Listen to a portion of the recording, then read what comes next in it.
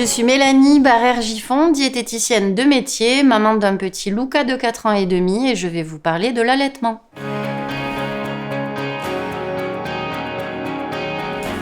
Alors, l'allaitement maternel consiste à alimenter, nourrir son bébé au sein pendant les premiers mois de la vie jusqu'à l'apparition de l'alimentation et de la diversification alimentaire qui ensuite va se coupler à ce moyen de s'alimenter et s'hydrater. Alors, les bénéfices de l'allaitement maternel sont multiples. On peut citer tout d'abord la transmission de facteurs immunitaires intéressants pour le bébé dès les premières heures de vie. C'est un lait également pratique parce qu'on peut nourrir notre enfant à la demande, n'importe où et à n'importe quelle heure. Il est également stérile à température corporelle, ce qui est apprécié par le bébé. Sa composition nutritionnelle est également la plus adaptée aux besoins physiologiques de l'enfant. Elle est également évolutive en fonction de sa croissance et de son âge. Et on remarque aussi des bénéfices au niveau du développement maxillofacial du bébé. On peut utiliser quelques indicateurs, comme par exemple l'évolution du poids du bébé. Un bébé prenant du poids signifie souvent un lien direct avec un allaitement efficace. On peut vérifier aussi l'état des couches du bébé. Un bébé qui urine bien et qui fait des selles régulièrement est généralement un bébé allaité qui a un fonctionnement digestif efficace. Il est important aussi que ses urines soient claires.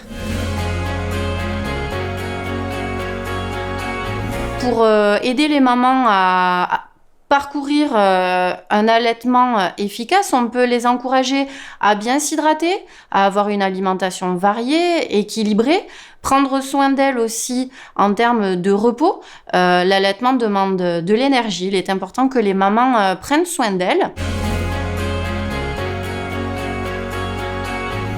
Alors, je reste toujours vigilante quant à cette information, car allaiter, il est vrai, demande de l'énergie. Donc, il y a une dépense énergétique qui est tout de même réelle.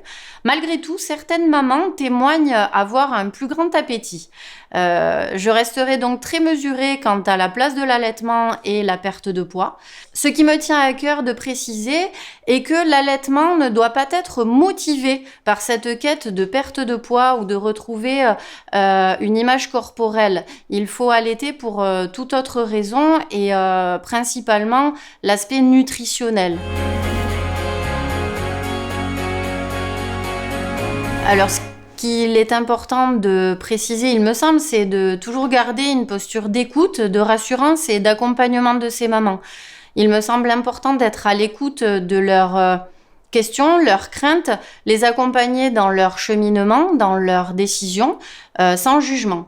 Il est de notre devoir de leur proposer des idées, des trucs et astuces, différentes options pour qu'elles atteignent leur objectif et les aider au mieux dans la mise en place de cet allaitement et leur épanouissement dans ce projet.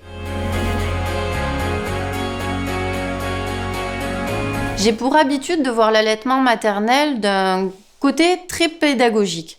Il est vrai que je conseille aux mamans de varier le plus possible, diversifier leur ration alimentaire, car le bébé aura le goût en bouche en fonction des choix nutritionnels de la maman, et nous pourrons voir même se dessiner ses propres goûts en termes de préférence alimentaire ou d'aversion. Il est important également de bien s'hydrater, car le lait maternel est très riche en eau, et on conseillera donc aux mamans de promouvoir l'hydratation sous forme d'eau, bien évidemment. On peut retrouver plusieurs boissons comme le thé, les cafés, mais également les tisanes d'allaitement qui peuvent aider. Bien sûr, on continuera l'exclusion de l'alcool. On pourra à nouveau retrouver des aliments qui nous étaient interdits jusqu'ici en termes de risque de toxoplasmose ou de listériose. Ces 8 mois d'allaitement ont connu certaines étapes. J'ai proposé à mon petit garçon un allaitement au sein, mais ai décidé également d'utiliser le tire-lait afin de permettre à son papa de participer à ce lien et cette construction de complicité avec son enfant et pouvoir également lui donner le biberon. Ce qui a été également une idée émise par son papa et un réel souhait au sein du foyer. Après ces 8 mois d'allaitement maternel, la production de lait était insuffisante. On a donc décidé avec mon mari de proposer à notre enfant un lait infantile en complément de son alimentation et du lait maternel. Et notre choix s'est porté vers le lait infantile Gallia Calisma Relais.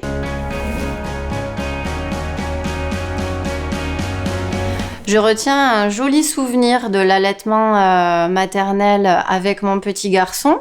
J'ai souvenir encore de cette connexion et de cet objectif qui me tenait à cœur de lui proposer le lait nutritionnellement le plus intéressant pour lui. Je retiens également l'arrivée du tire-lait et puis l'occasion qu'a eu son papa de s'impliquer dans la nutrition et de bons moments partagés avec notre petit garçon.